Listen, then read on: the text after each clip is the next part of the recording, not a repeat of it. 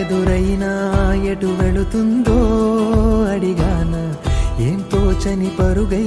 ప్రవహిస్తూ పోతున్నా ఏం చూస్తూ ఉన్నానే వెతికానా ఏదైనా